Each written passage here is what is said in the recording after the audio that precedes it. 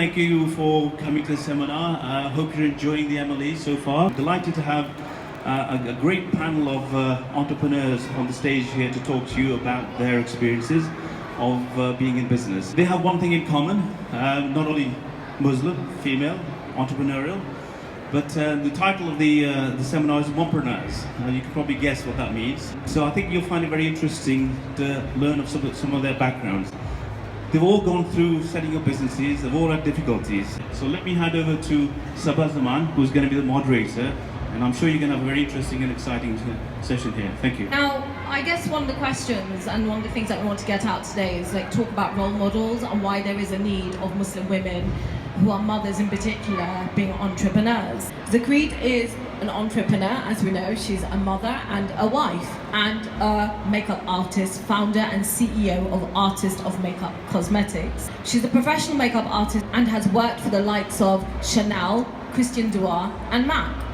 Her remarkable talents are in hair and makeup, which have attracted clients from all over the world. I think we're going to have to become best friends. Her work has featured in many fashion magazines such as Henna, Flair, Asiana, Asian Women. Having worked with renowned cosmetic houses, those I've mentioned, her experience spans 14 years. Oh, actually it's 18. Gosh, you are what I call, well, all of you, yummy mummies. I just want to give you a brief introduction and let you know exactly what I do and exactly how I became an entrepreneur or entrepreneur before I was even a mum. I went to university and I actually studied cognitive science, unsure of what kind of subjects to take.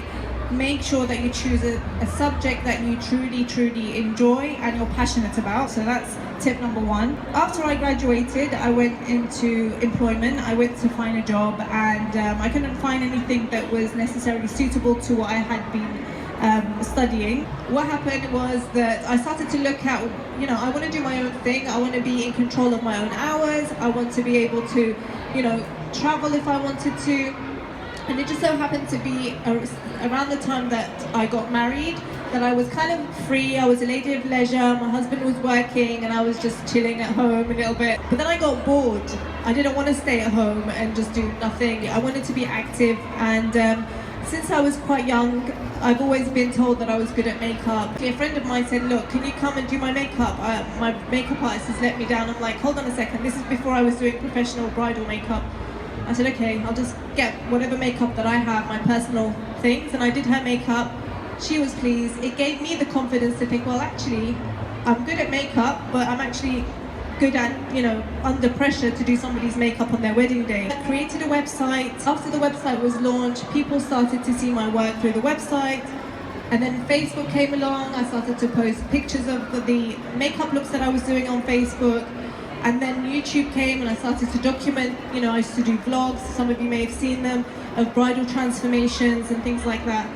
And then I've always wanted to have my own makeup line because I've always been a creator. Zainab has been extremely passionate about inspiring the love for literacy in young people and children. She lives in London with her 2 sons, and some of her other loves include molecular biology, which is brilliant. We'll have to talk about that later. Assalamu alaikum everybody, greetings of peace, hello. It's really great to be here. It's really interesting to hear the stories of all these lovely ladies on the panel. Sweet Apple Publishers, which is a mainstream publishing company for children. So we publish children's books that are diverse, which means that they represent as the protagonists, as the main characters, people of all minorities. So whether that's a minority ethnic background, a disabled character, what we're doing at Sweet Apple is trying to represent everybody who's not usually represented in children's books as the main characters. And we wanted to do that with fun books because I realized back in 2011 when I published the first book, I realized that there weren't enough fun stories out there. I would like to say who's my role model. I think it's Khadija radiallahu anha, the first wife of the Prophet sallallahu alaihi wasallam, because she was an entrepreneur.